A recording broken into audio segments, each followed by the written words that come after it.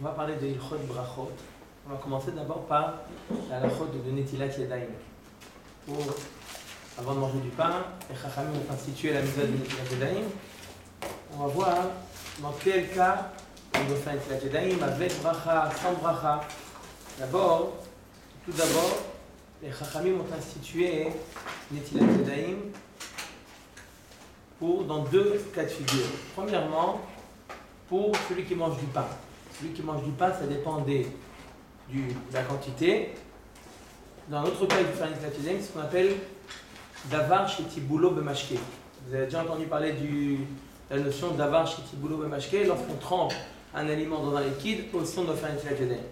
D'abord, une Netilat Yadayim avant de manger du pain, ça dépend de la quantité de pain qu'on décide de manger. En fonction de la quantité de pain qu'on décide de manger, alors on va savoir est-ce qu'il faut faire une Netilat Yadayim avec bracha ou une Netilat Yadayim sans bracha. D'accord ? Vous savez, dans Ilchot Brachot, les quantités sont très très importantes. Au niveau de la bracha Harona, comme on dit au niveau de Netilat Yadayim. À propos de la bracha Rishona, peu importe la quantité.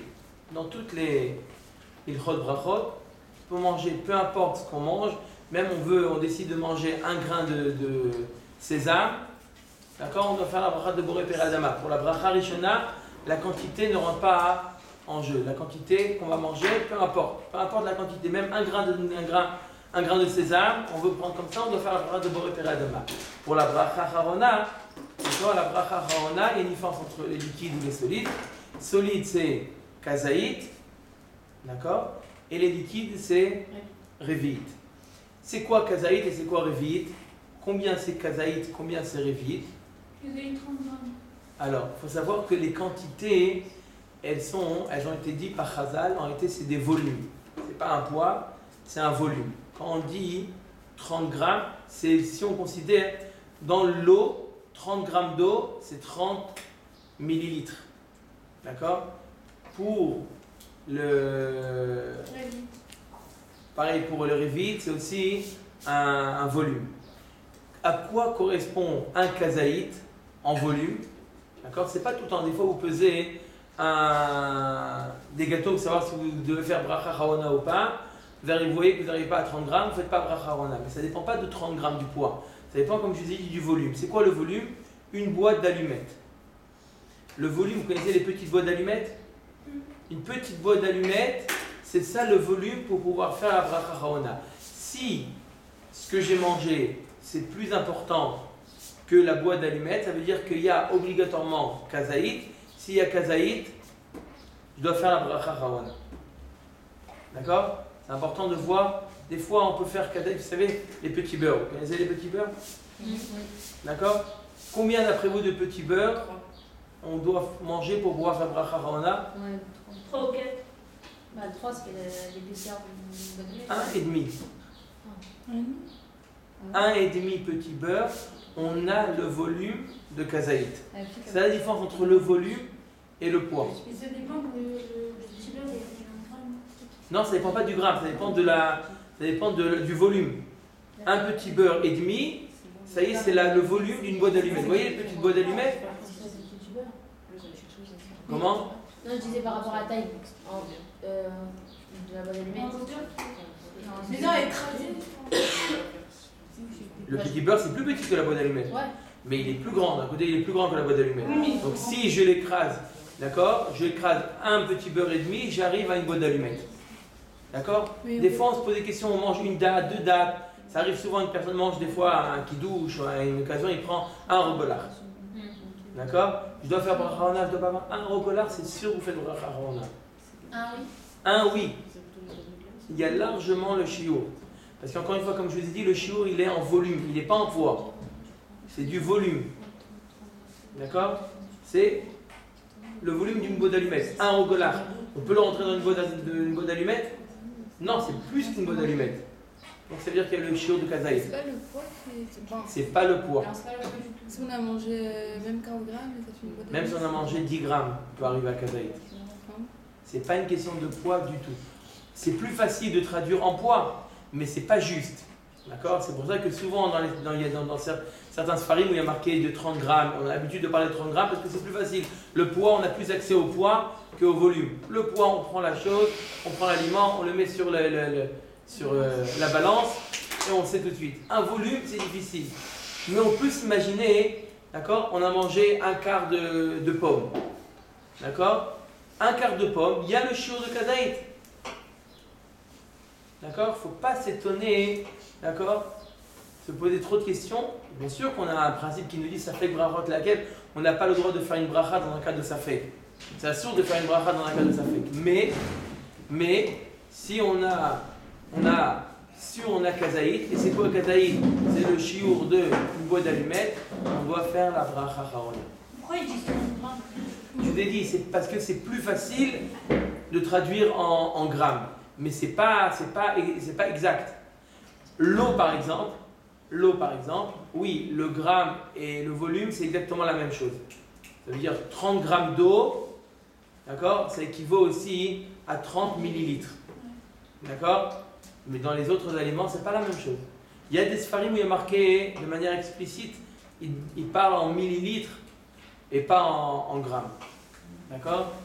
Mais selon la halakha, d'après Mamash, tous les poskim, on parle de volume et non pas de grammes. Donc il faut savoir, si vous avez un volume, vous devez faire. Maintenant, on revient à Netilat Yadayim. On a dit que pour Netilat Yadayim, dans le cas on a mangé du pain, on doit faire Netilat Yadayim. On a dit que ça dépendait de la quantité, n'est-ce pas?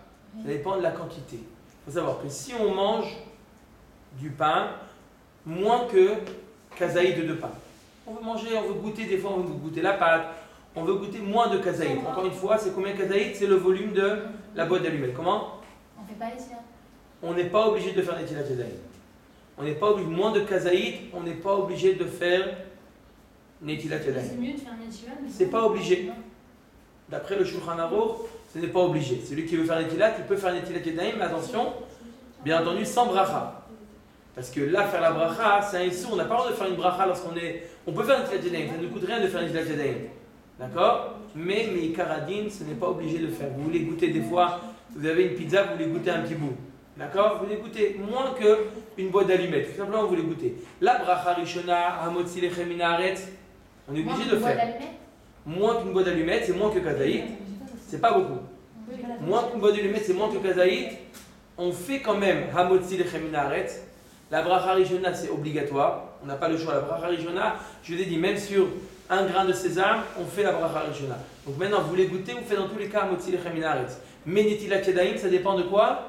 Netilat yadayim, ça dépend de kazaït. Donc moins de kazaït, pas besoin de faire netilat yadayim. Celui qui veut faire netilat yadayim, il n'est matov. Et si après je veux continuer, je vais regarder. Si maintenant je compte manger la quantité. Après, j'ai pas de petit là, j'ai mangé un petit peu. Et après, je veux continuer. Et combien je vais manger maintenant? Plus que kazaït. Alors je dois faire netilat yadayim maintenant. Et je dois refaire la bracha hamotzi? Non. La bracha hamotzi, elle est valable pour. J'ai déjà fait. Pour la bracha rishona, elle est valable pour tant que j'ai pas terminé de manger. Mais netilat yadayim, je dois faire netilat yadayim. On verra avec ou sans bracha, ça dépend d'autre chose. Maintenant, si on a mangé, on décide de manger kazaït.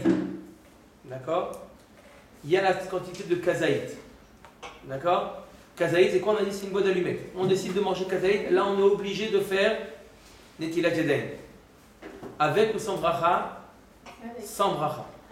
Sans bracha jusqu'à ce qu'on décide de manger kabetza. Kabetza, c'est 2 fois un kazaït.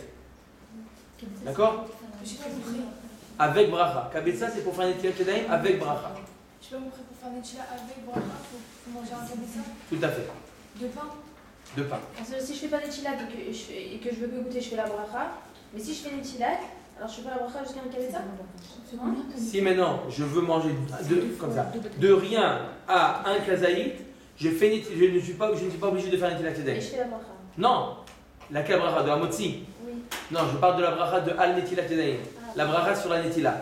Donc je répète, lorsque on décide de manger moins que kazaït, mamash, un petit morceau, simplement pour goûter les chalotes, comment elles sont sorties ou quoi que ce soit, je veux goûter quelque chose, mamash, un petit morceau de pain.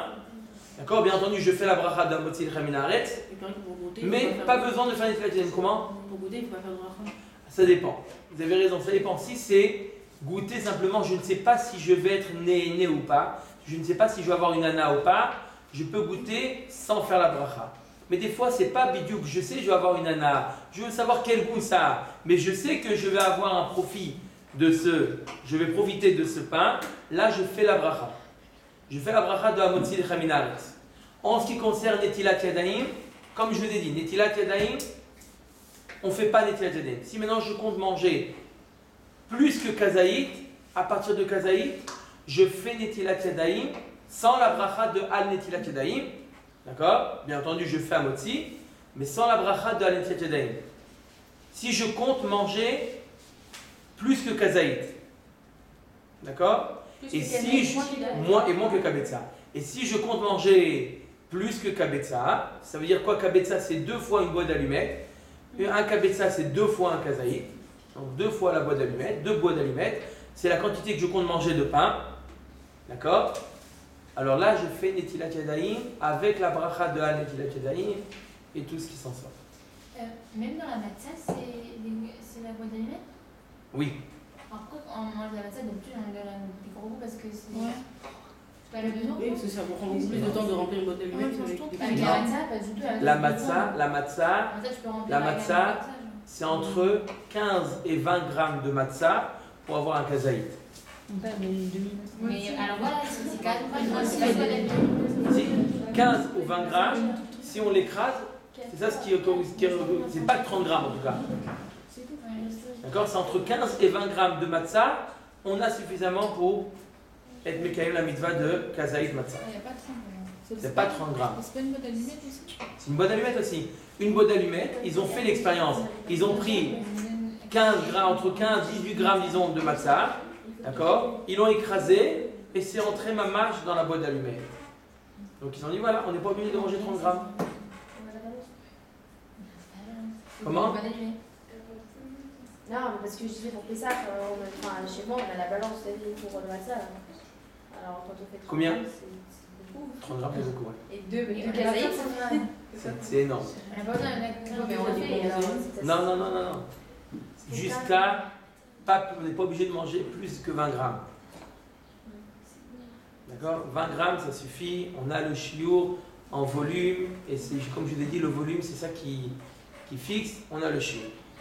Donc, je répète, pour la bracha de Netilat Yadayim, lorsqu'on fait Netilat Yadayim, vous mangez du pain. Pas à chaque fois que vous allez manger du pain, vous faites Netilat Yadayim. D'accord? C'est pas à chaque fois que vous allez faire Netilat Yadayim, vous allez manger du pain. Ah, il faut faire Netilat Yadayim. Non. Ça dépend de la quantité de pain que vous voulez manger. Et si on ne sait pas? Si vous ne savez pas, vous faites Netilat Yadayim sans la bracha. C'est pas grave. D'avoir fait Netilat Yadayim sans bracha, on a un principe qui nous dit brachot et nam et agvot. On ne sait pas la quantité qu'on va manger. Des fois, on ne sait pas, mais on sait qu'on va manger plus que kabetza. D'accord? On ne sait pas combien, mais on sait qu'on va manger plus que kabetza. D'accord? On sait qu'on va manger plus que kabetza, alors il n'y a pas de problème. Vous faites Netilat Yadayim avec bracha, il n'y a aucun problème. Mais si vous ne savez pas si vous allez simplement goûter ou si ça va vous intéresser et vous vouloir continuer, faites Netilat Yadayim sans la bracha. C'est pas grave, faites Netilat Yadayim sans la bracha. Et même si après vous décidez de manger plus, c'est pas grave, vous n'avez pas fait la bracha. Brachot et nam et agvot. C'est pas parce qu'on n'a pas fait la bracha qu'on n'a pas été Mekayem la mitzvah de Netilat Yadayim. D'accord? Par contre, pour la bracha acharona, Pour la bracha acharona, d'un aliment, ça dépend de kazaït. Il n'y a qu'un seul critère, c'est est-ce que j'ai mangé kazaït ou j'ai pas mangé kazaït. donc pour la deuxième possibilité qu'on avait donnée, à savoir que j'ai pas fait Netilat Yadayim, mais j'ai fait moti parce que j'ai mangé moins que Kabetza. Là, j'étais à acharona. Tout à fait. Là, je fais quoi? Birkat Hamazon. Ça, je fais un peu ça. Voilà. Si j'ai mangé kazaït de pain, une boîte d'allumettes de 2 pains, ça peut être une demi-tranche de pain. D'accord? J'ai mangé les tranches, vous voyez, le pain tranché, une demi-tranche de pain, j'ai déjà kazaït dedans. D'accord? Le matin, non, j'ai pris une demi-tranche de pain. Il y a déjà suffisamment pour pouvoir faire Birkat Hamazon. D'accord? Une demi-tranche de pain, vous avez suffisamment pour faire Birkat Hamazon. Des fois, on se dit non. Souvent, j'entends les gens qui disent ils mangent $1, je ne sais pas si j'ai mangé Kishio. Largement. D'accord? Pareil, des dattes. D'accord? Des dattes ou des olives, on doit faire aussi, mais une chaloche. C'est une bracha qui est longue. D'accord? Pour manger 2 dattes, entre 2 et 3 dattes, vous avez déjà le chiour. Vous avez mangé 6 olives, vous avez le chiour de kazaït. Et donc, il faut faire la bracha charona. D'accord?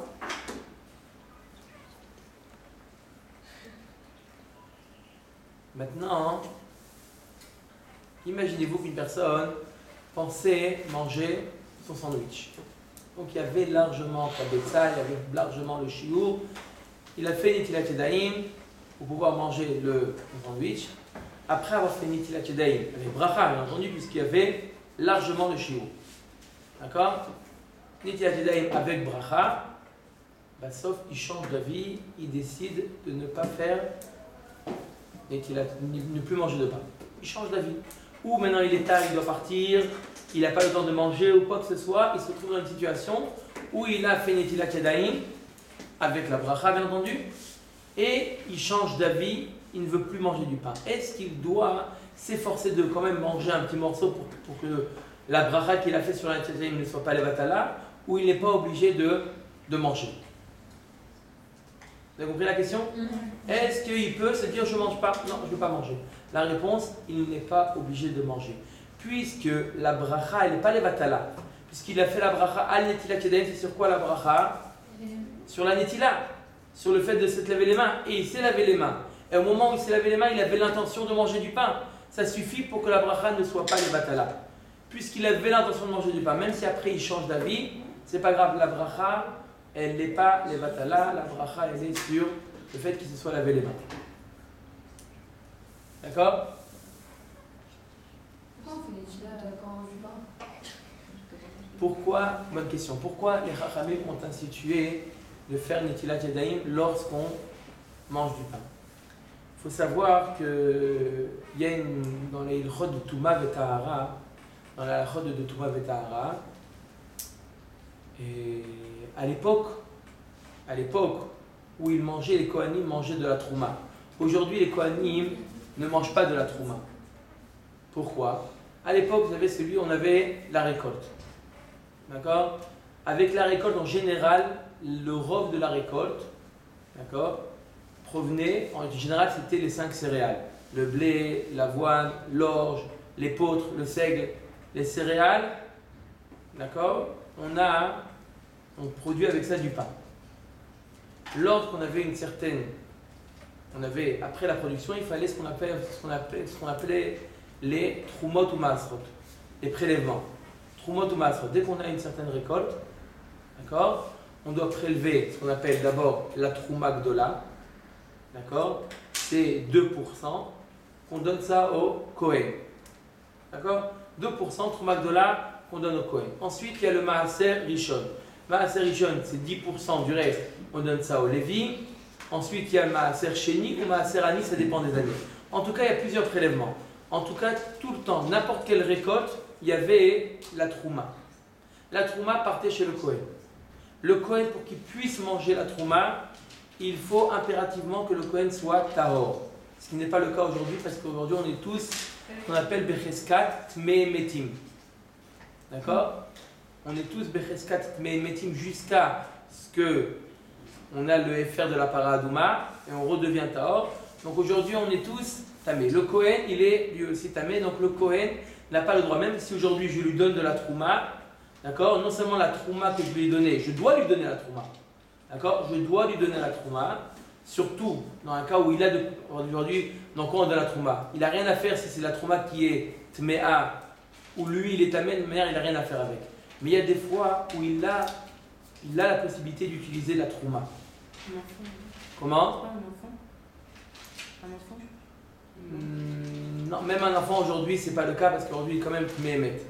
Il y a des cas où, mais en général, le cas le plus fréquent où on utilise la trouma, c'est pour l'huile. D'accord? Le Kohen tamé, un Kohen qui est tamé, n'a pas le droit de manger la trouma. Interdit pour lui de manger la trouma, c'est un issur midoraita de manger la trouma. D'accord? Mais il peut utiliser la trouma. Comment on peut utiliser la trouma? Si c'est de l'huile par exemple, il peut l'utiliser comme combustible. D'accord? Il peut l'utiliser pour allumer ses nérotes. D'accord? Il a le droit d'utiliser la trouma, même si la trouma elle est tméa, même si lui il est tamé. D'accord? Maintenant, donc le fait que le Kohen, aujourd'hui il est tamé, il ne peut pas manger la trouma. Mais à l'époque, le Kohen pouvait être tahor, et donc il pouvait manger la trouma. Il n'y a pas de problème qu'il mange la trouma. Pour pouvoir manger la trouma, d'accord, il fallait impérativement qu'il se lave les mains. Pourquoi? Parce que les mains, elles ont une certaine touma, et cette touma peut être conduite également sur la trouma.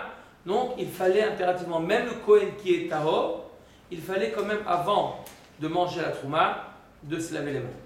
Pour ne pas faire de différence entre le Kohen et les autres, ceux qui ne sont pas Kohen, ils ont dit tout le monde, celui qui mange le pain, c'est le Ika, c'est l'essentiel de la récolte, doit faire Netilat Yadayim avant de manger du pain. Pourquoi? Pour ne pas faire de différence entre, normalement, ça aurait dû être une halakha qui soit simplement liée au Kohen. Mais pour ne pas faire de différence entre le Kohen et les autres qui ne sont pas Kohanim, ils ont dit tout le monde mange avec Netilat Yadayim. Pourquoi il y a un problème si on mange avec quoi? Parce que à partir de quelle quantité la touma existe? Quand est-ce qu'à partir de quelle quantité un aliment devient tamé? Si quelqu'un qui est tamé, il a touché un morceau de pain, un aliment, s'il n'y a pas la quantité, l'aliment ne devient pas tamé. Pour que l'aliment devienne tamé, il faut qu'il y ait kabetza pour que l'aliment devienne tamé. C'est pour ça qu'on arrive jusqu'à kabetza. D'accord? Qu'à partir de cette quantité, l'aliment devient tamé. C'est pour ça qu'à partir de cette quantité, on fait Netilat Yadayim avec bracha. Parce que l'aliment, il devient tamé que à partir de ce shiur-là. Moins que ce shiur, quelqu'un de tamé qui a touché un aliment, l'aliment n'est pas tamé. C'est pour ça qu'on fait Netilat Yadayim, mais sans bracha. D'accord? En tout cas, la halakha que je viens de dire, elle est très fréquente. Ça arrive très souvent qu'une personne fait Netilat Yadayim et sauf change d'avis. Je ne veux pas manger du pain. Ah, mais j'ai fait une bracha levatala. Non, c'est pas une bracha levatala, puisque la bracha, c'est pas la bracha sur le fait de manger. La bracha, elle est sur le fait de se laver les mains.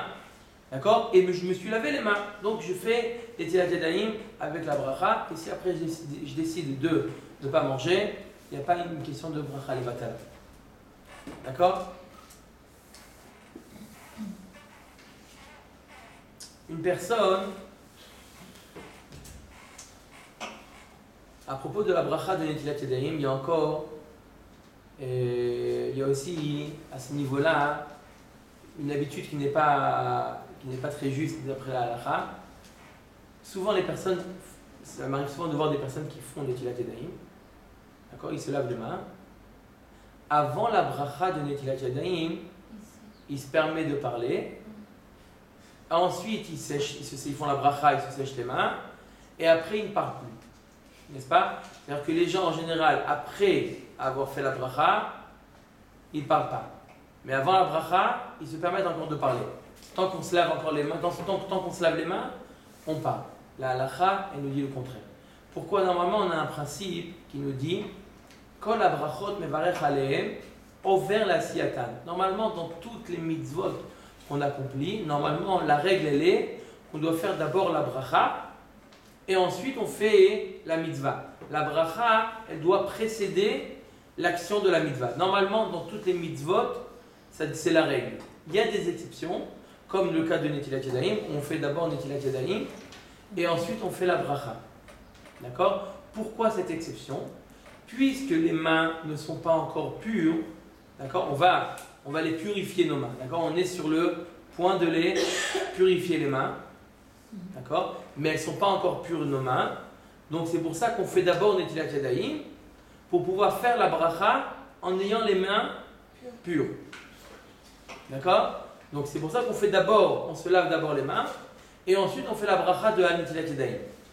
D'accord? Normalement on aurait dû faire la bracha de Netilat Yadayim avant. Mais là c'est une exception. On fait d'abord Netilat Yadayim et après on se lave les mains et ensuite on fait la bracha de Netilat Yadayim. Tout à fait. D'accord? Maintenant vous êtes d'accord qu'une personne qui fait la bracha, entre la bracha et l'action de la mitzvah, d'accord? Entre la bracha et l'action de la mitzvah, on ne doit pas s'interrompre. D'accord? Comme entre la bracha d'un aliment, vous faites une bracha chez Akol Nia Bidvaro, on n'a pas le droit de s'interrompre entre la bracha et l'action sur laquelle la bracha a été faite. D'accord? Par exemple, dans l'aliment, entre le fait de boire ou de manger l'aliment et la bracha, on n'a pas le droit d'avoir une interruption. On n'a pas le droit de parler. D'accord? Pareil, entre la bracha sur une mitzvah et le fait de faire la mitzvah, on n'a pas le droit de s'interrompre. D'accord? Quand on fait la bracha sur le maror, on mange le maror, le soir de Pessah, on fait Asher Kiddishanu Bemizotav Etivanu Ala Achilat Maror, on n'a pas le droit de s'interrompre, on doit tout de suite manger le maror. Bien que ce n'est pas une bracha, on ne fait pas la bracha, c'est pas une birkat hanehenim, c'est pas boré peri adama, c'est une bracha sur la mitzvah, mais une bracha sur la mitzvah, comme pour les birkat hanehenim, on n'a pas le droit de s'interrompre entre la bracha et la mitzvah. Maintenant, lorsque la bracha elle est après, comment? Si on a dit par exemple un mot, on a parlé un tout petit peu, genre quand on fait une émission, on doit tout revenir au début. On doit relever la même. Non. C'est-à-dire à quel moment il a. Quand on fait un, genre là on a dit Et on continue encore, Ouais, on continue encore. on fait Donc, bon, on continue, la bracha elle est sur au moins la dernière netilat. Mais les khatrila, dès qu'on a commencé à faire netilat yadayim, on ne s'interrompt pas. Pourquoi? Parce que de la même manière que, comme j'ai dit, on ne doit pas faire une interruption entre la bracha et la mitzvah, lorsque la bracha se trouve après la mitzvah, on n'a pas le droit non plus de s'interrompre entre la mitzvah et la bracha. Vous voyez, c'est exactement la même chose. De la même manière qu'entre la bracha et la mitzvah, on n'a pas le droit de s'interrompre. Pareil, entre la bracha, entre la mitzvah et la bracha. La mitzvah, c'est Netilat Yadayim. La bracha, c'est Asher Kidishanom Memizot Avetzevno Al Netilat Yadayim. Je n'ai pas le droit de m'interrompre entre la bracha, entre la mitzvah et la bracha. D'accord? Mais la bracha, on l'a fait. Ici, on l'a fait après avoir essuyé les mains. Non, la bracha, obligatoirement, on doit la faire avant de s'essuyer les mains. Pourquoi? Parce qu'au moins, comme je vous ai dit, toutes les brachot, on doit les faire normalement au vers la siatan. D'accord? On doit le faire avant l'action de la mitzvah. D'accord? Alors au moins, on a fait la bracha avant d'avoir complètement terminé la mitzvah. La mitzvah de Netilat Yadayim se termine après s'être séché les mains. D'accord? Donc au moins, j'ai fait la bracha, au moins à la dernier instant possible, c'est-à-dire avant de se sécher les mains. Mais en réalité, la bracha, elle vient en réalité sur la netila. Donc c'est pour ça que je n'ai pas le droit de m'interrompre ni entre la netila et la bracha, ni entre la bracha et le nigouv, et le fait de se sécher les mains. Et pareil pour Shana. Non, pour Asher Yatzar, la bracha de Asher Yatzar, ce n'est pas une bracha sur la netila. Asher Yatzar, c'est une bracha, une birkat hashevar, on est modé à Kadosh Baruch Hu sur ce qu'on a fait. Mais ce n'est pas lié au Netilat Yadayim. Là, je fais la bracha de Asher Kideshenom Memizot Avetzevno à Netilat Yadayim, c'est sur la netila. Donc la bracha, elle est sur la netila. Donc entre la netila et la bracha, et entre la bracha et le nigouv, interdit de s'interrompre. Et après?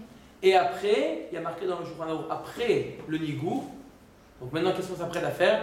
La bracha de Hamotzi Lechem min haaretz. Là-bas, simplement marqué Tov dans le Shulchan Aruch, c'est une bonne chose de ne pas s'interrompre. Et pourquoi? Ce n'est pas interdit. C'est pas sur la mitzvah, genre. Voilà. La bracha, c'est pas sur ça. La bracha, c'était sur la netila. D'accord? Maintenant, entre le motzi et la bracha à motzi et le fait de manger, là aussi, je ne vais pas m'interrompre. Mais entre la netila et le motzi, il n'y a pas quelque chose qui est vraiment, il n'y a pas quelque chose qui les lie. D'accord? C'est deux actes différents. Il y a l'action de Netilat Yadayim et là, il y a l'action de manger le pain. C'est vrai qu'ils sont liés parce que l'un dépend de l'autre, mais ce n'est pas deux actions qui sont mamash vraiment, vraiment liées. Donc, c'est simplement tov de ne pas parler. Je ne vais pas vous dire maintenant, en général, c'est vrai que le rôle des gens ne parle pas après Netilat Yadayim. Mais si vous voyez quelqu'un qui parle après Netilat Yadayim, et il dit ah, t'as parlé, tu dois refaire Netilat Yadayim. C'est faux et archi faux. D'accord? On lave les mains, mais sans bracha. Non. Non, même pas, c'est pas obligé. C'est simplement tov de ne pas parler entre la netila et après le motzi. D'accord? C'est bien de ne pas parler. Mais si sans faire exprès, quelqu'un m'a dit oh, j'ai dit un mot, il n'y a pas besoin de retourner sur la aussi, c'est bien de se laver directement à Shabbat. C'est-à-dire, Directement on se lave, on s'essuie les mains à Shabbat, ou on peut. on a le droit de parler. On a le droit de parler. Là, il n'y a aucun problème de parler. Simplement, il vaut mieux faire la shirata pour ne pas oublier. Parce que si on commence après à entrer dans une discussion, après on risque d'oublier. Alors oui, c'est mieux tout de suite après avoir fait une Netilat Yadayim de faire la shirata. Mais c'est simplement pour une question de ne pas oublier. C'est pas parce qu'ici il y a la shirata, on n'est pas lié du tout au Netilat Yadayim. Même ça, c'est pas obligé. Mais une chose importante, c'est qu'on ne peut pas faire Asher Yatzar en se séchant les mains. Ça, non. Il y a des gens qui font Netilat Yadayim et en se séchant les mains, on doit faire Asher Yatzar. Asher Yatzar, c'est une bracha. Lorsqu'on fait une bracha, n'importe quelle bracha, on doit être concentré, on doit faire une bracha, on doit. On doit pas bouger pendant la Shana. Non, aucune bracha, ni shakol, ni. C'est important de donner l'importance, de donner une importance mamash à chaque bracha, de la faire comme il se doit, de faire la bracha. C'est une question à Asher Yatzar, de le faire lentement ou de le faire rapidement, il y a fait l'expérience, c'est une question, il y a peut-être 2 ou 3 secondes de différence.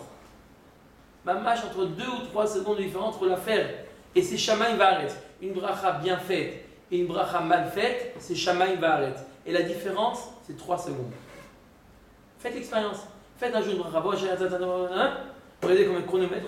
Faites-la doucement, vous allez avoir 3 secondes de différence. Mamash, ça vaut la peine de faire Mamash toutes les brachot, de bien prononcer chaque bracha. Mamash, c'est. On fait dans la journée, on fait des dizaines de fois, on fait des brachot dans la journée. Que ce soit dans la Hamida, que ce soit dans les Birkot HaShachar, que ce soit dans les brachot du repas, Shariatza, des dizaines de brachot on fait dans la journée. D'accord? Combien de brachot on peut dire « Ah, celle-là, je l'ai bien fait ». Essayez de réfléchir combien de brachot, aujourd'hui, je l'ai prononcé comme il se doit. Je n'ai pas avalé un mot, je me suis concentré au moins les brachot de ce que j'ai dit. Combien de brachot, je peux dire dans la journée, je peux mettre un vi, de dire voilà, la bracha, je l'ai faite comme il se doit. C'est toute une question d'habitude. Je vous assure, c'est une question d'habitude, c'est une question.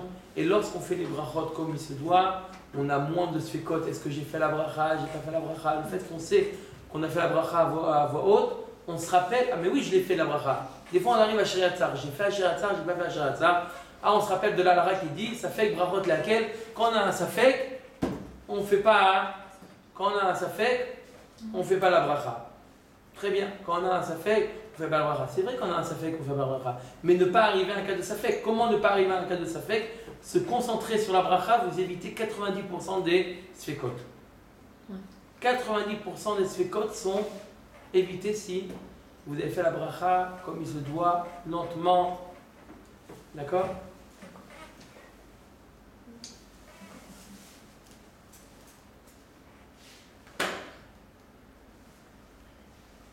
Donc, comme on a dit, je termine juste avec cette halakha-là, comme on a dit, une personne qui est arrivée, qui a fait Netilat Yadayim, et des fois ça arrive. Netilat Yadayim, il s'est séché les mains, et là il a oublié de faire la bracha de Al Netilat Yadayim. Il a mangé déjà? Non, il n'a pas encore mangé. Il s'est simplement séché les mains, et il a oublié de faire la bracha de Al Netilat Yadayim. Comment? Il a oublié. Mais il a oublié, maintenant il se rappelle, non? Oui, mais Alors, maintenant qu'il s'est déjà séché les mains, il ne peut plus faire la bracha de la Netilat Yadayim. La Netilat Yadayim, on a dit, c'est maximum avant le nigouv. D'accord? Après le nigouv, on ne peut plus faire la bracha de la Netilat Yadayim. Pour les Sfaradim et les Ashkenadim, même après le nigouv, ils permettent de faire la Netilat Yadayim. Mais pour les Sfaradim, jusqu'au maximum, jusqu'au moment où on se sèche les mains. Après, on ne peut plus faire. C'est pas grave. On est quitte quand même de la mitzvah de Netilat Yadayim, comme je vous ai dit, brachot et nameakvot. Même si on n'a pas fait la bracha sur Netilat Yadayim, on est quitte, on a fait la Netilat. Ah, il va faire quoi? Rien. Il fait rien. Il fait à moitié de Reminaret et il mange son. Il peut pas refaire un petit peu? Non, il ne peut pas refaire un Netilat parce que les mains ils sont déjà propres. Il refait une Netilat Yadayim et sur quoi? Comment? Il salit, il touche à un endroit. Mais Netilat, c'est pas dépendant de l'outil. Oui, alors il y a des possibilités, il a qu'à se salir les mains, il touche les chaussures et comme ça il peut refaire la bracha. Mais il n'a pas besoin de le faire. Il a fait la Netilat. Ça s'appelle Gorem Bracha She'ena Tzricha. On n'a pas le droit. Mais si t'as pas besoin, t'as pas fait la bracha, t'as pas besoin. La raison, c'est pourquoi? Parce qu'on a un principe qui nous dit Gorem Bracha She'ena Tzricha. On n'a pas le droit, lorsqu'on n'est pas tour d'une bracha, maintenant on n'est pas tour de la bracha, maintenant, parce qu'il a fini. Il était chayav, mais maintenant il n'est pas tour. On n'a pas le droit de faire en sorte d'être chayav d'une bracha. Pourquoi? C'est comme une sorte de bracha levatala. C'est pas vraiment le bracha levatala, puisque je me mets dans la situation où je suis chayav. Mais il y a comme un zilzoul dans la bracha, un mépris de la bracha, où je me mets dans une situation où je suis pas tour et je me rends chayav de la bracha. Je n'ai pas le droit. Ceux qui disent qu'il faut que se toucher les chaussures, par exemple. C'est ça la machloket. Je vous ai dit la halakha, qu'est-ce qui tient? La halakha, c'est pas comme ça. La halakha, on ne se touche pas les chaussures dans un cas où on n'a pas fait la bracha, puisque sinon on rentre dans un problème qui s'appelle Gorem Bracha She'ena Tzricha. Et Gorem Bracha She'ena Tzricha, c'est quelque chose qu'on n'a pas le droit de faire. C'est pour ça que dans un cas comme ça, c'est pas grave. Il a fait la Netilat Yadayim sans bracha, il a le droit sans problème de manger son pain, son sandwich. Il fait la bracha d'Amotzi de Chaminaret, Birkat Hamazon à la fin, il n'y a aucun problème.